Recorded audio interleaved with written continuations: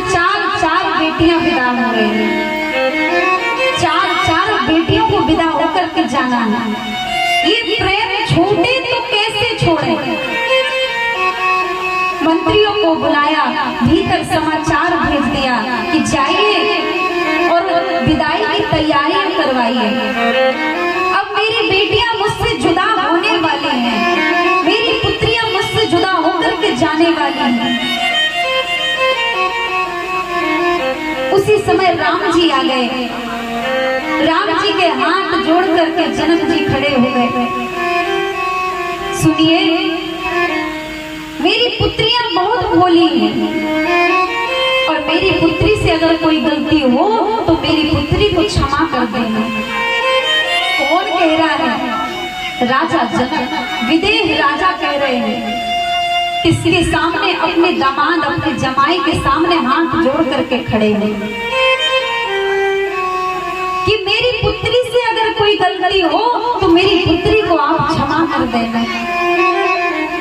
कि ये नादान है, ये कुछ जानती नहीं है। आज हृदय से लगाया है राम जी ने, आज उनका हृदय भर गया है। राजा दशरथ के आगे हाथ जोड़कर खड़े हैं। आज जैसे ही हाथ जोड़ा है, हाथ कौन जोड़ रहा है? किसके सामने? जिसने अपनी बेटी दी है। राजा दशरथ ने कहा आप हाथ मत जोड़िए। अरे आपने तो अपने घर का धन हमें दिया है।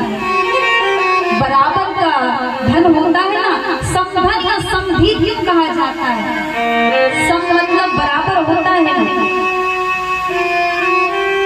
इसमें ना कोई ऊंचा होता है, ना छोटा होता है, ना बड़ा होता है। राजा दशरथ ने कहा कि आप हाथ मत जोड़िए, आप तो हृदय से लगिए। राजा दशरथ ने जनक जी को अपने हृदय से लगाया। माता जानकी आई और जैसे ही माता जानकी आई, जनक जी ने देखा मेरी पुत्री आज विदा होकर जा रही है, मेरी पुत्री आज चली जाएगी। जनक जी बहुत उदास है, बहुत दुखी है। और मैं आप सबसे एक बात पूछूं, क्योंकि हर किसी के घर में बेटी है, एक बेटी है, दो बेटी है, हर व्यक्ति की बेटी है, हर परिवार में, हर घर में बेटियां हैं। मैं आपसे पूछूं, अक्सर लोग बेटियों को पराई कहते हैं। ये कहा जाता है कि बेटियां पराई होती हैं। तो मैं आप सबसे पूछना चाहती हूँ, यहाँ बुजुर्ग भी बैठे हैं, यहाँ मेरे भैया लोग बैठे हैं, सब बैठे हैं, माताएं बैठी हैं, क्या आप बताइए बेटियां पराई होती हैं? बेटियां पराई नहीं होती हैं। जब एक बेटी पैदा होती है तब से उसे पराया धन कह दिया जाता है, पराया शब्द लगा दिया जाता है। अरे ये बेटी अपने भाग्य का लेकर आई है, भाग्य का ही लेकर के जाएगी, लेकिन इस बेटी को पराया शब्द दे दिया गया। जब पेट में थी तो उसे कह दिया गया अगर बेटी होगी तो इसे हटा देना, क्योंकि बेटी हमारी नहीं, हमें तो बेटा चाहिए। पैदा होते से पराया शब्द। और जब बेटी विवाह करके ससुराल चली जाती है तो ससुराल उससे कहा जाता है ये पराए घर से आई है, कहा जाता है ना। यहाँ मेरी सभी माताएं, सभी पिताजी बैठे हैं। जब बेटी ससुराल हो जाती है विदा होकर के तो ससुराल में भी उससे यही कहते हैं कि अरे ये तो पराए घर से आई है।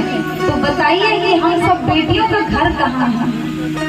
अरे जब हम मायके में थे तब भी पराए थे, क्योंकि पराए घर जाना था। और जब हम पराए घर अपने घर पहुंच गए तब हमें कहा गया कि ये पराए घर से आई है। तो हम सब बेटियों का घर कहाँ है? किस घर में जाए हम जब हमें पराया ही कहा गया है? एक बेटी ने अपने पिता से कहा कि पिताजी आप मुझे अक्सर समझाते हैं, अक्सर एक ही बात कहते हैं कि बेटी जब तू शादी होकर जाएगी ना तो अपने ससुराल का ध्यान रखना। अपने परिवार का ध्यान रखना। तो पिताजी मैं आपसे एक ही बात कहूँ कि ये जो 3 वर्ष पुराना पौधा हमारे घर के आंगन में लगा है ना, इस पौधे को उखाड़ करके आप दूसरे आंगन में लगा दीजिए। पिताजी ने कहा बेटी ये जो पौधा है ना, अगर इसे उखाड़ करके हम दूसरे आंगन में लगाएंगे तो ये सूख जाएगा, क्योंकि इसकी जड़ें मजबूत हो गई है। ये 3 वर्ष 4 वर्ष पुराना हो गया है, ये मुरझा जाएगा। तो बेटी ने बहुत अच्छी बात कही, पिताजी हम भी तो आपके घर का 20 वर्ष पुराना पौधा है, हम भी तो 21 वर्ष पुराना पौधा है ना। जब हम दूसरे आंगन में जाएंगे तो हमें भी उस आंगन में ढलने में समय लगेगा, हमें भी समय लगेगा उस घर को अपना बनाने में। क्योंकि एक बेटी जब विदा होकर के दूसरे घर जाती तो वहां पर सिर्फ अपना प्यार मांगती है। वो यही चाहती है कि जो प्यार मुझे, जो प्रेम मुझे अपने मायके में मिला, वही माता पिता मुझे ससुराल में मिल जाए, वही तो सुनना चाहती है। आज वो बेटी अपने पिताजी को समझा रही है कि पिताजी आप ही बताइए, ढलने में समय तो लगेगा ना। पिताजी ने कहा बेटी यही तो शक्ति एक नारी में होता है, यही एक शक्ति नारी में है, किसी में नहीं है ये शक्ति। भगवान ने एक शक्ति इस नारी में डाली है, एक शक्ति दी है कि दूसरे घर को भी अपना बना करके उसे सजाती है, संभालती है, उस परिवार को अपना समझती है। पिताजी बड़े दुखी हुए। और आपको बताऊं, अगर आप भी बेटी के ससुराल जाते हो ना, या जहां बेटी रहती वहां पे जाते हो, तो एक दिन भी काटना आपको मुश्किल पड़ जाता है। एक दिन भी आपसे कटना नहीं है, फिर तो वो बेटी पूरे जीवन भर उस घर में रहती है, पूरा जीवन काटती है, उस परिवार को अपना बनाती है। लेकिन एक बात और बताओ, बेटी अगर हक के लिए जाएगी तो घर बर्बाद हो जाएगा। वहां अपना अधिकार जमाने के लिए मत जाना, सिर्फ फर्ज लेकर जाना कि हमें उस घर में जाकर के फर्ज निभाना है। हक तो आपको मिलेगा, लेकिन फर्ज लेकर जब आप जाएंगी तो हक मिलेगा। एक बेटी की जब शादी की बात चलती है, शादी की खबर आती है, सगाई हो जाती है, तो कुछ लोग उससे पूछते हैं कि तू कब जाने वाली है, कब तेरी शादी हो जाएगी, कब जाएगी तू। आपको पता है एक जो बेटी है ना, वो शक्ति है, लक्ष्मी है और खुशियां, ये 3 चीज लेकर के पैदा होती है एक लड़की। आपको पता है जब आप घर में रहती हैं तो आपकी बेटी आपका कितना ध्यान रखती है। आप कहीं भी चली जाओगी, आपको ये नहीं रहता कि मेरे घर में फैलान फैला होगा, कचरा फैला होगा। आपको ये रहता है कि मेरी बेटी मेरे घर पर है, वो सब संभाल लेगी। जब आप कहीं से जाती हो ना घर, तो आपको साफ सुथरा घर मिलता है। माँ को कुछ हो जाए, पिता को कुछ हो जाए, एक पिता के लिए वो सुन बस ले कि मेरे पिता को कुछ हुआ है, दौड़ी दौड़ी चली आएगी। मेरे पिता की तबीयत ठीक नहीं है, स्वास्थ्य ठीक नहीं है। क्योंकि जो एक पिता होता है वो अपनी पुत्री से बहुत प्रेम करता है। जब बेटी की शादी होती है तो पिता के पास कभी पहनने के लिए कपड़े भी नहीं होते। बस मेरी बेटी कष्ट में ना रहे, सारा सुख उसे मिल जाए।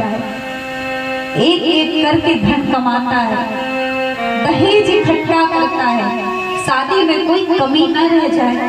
अगर कमी रह गई ना तो ससुराल वाले उसे ताना देंगे, उसे परेशान करेंगे। पिता अगर अगर एक गरीब पिता भी है तो वो अपनी बेटी के लिए धन इकट्ठा कर लेगा, कहीं से भी करे, चाहे उसे अपनी पगड़ी क्यों ना रखनी पड़े, वो अपनी पुत्री के लिए कहीं से भी धन इकट्ठा कर लेगा। और आपको तो खुद पता है, आपने भी बेटी को जना है। आपका अगर सर दुखे, आप बेटे को बुलाओगे, बेटा निकल जाएगा।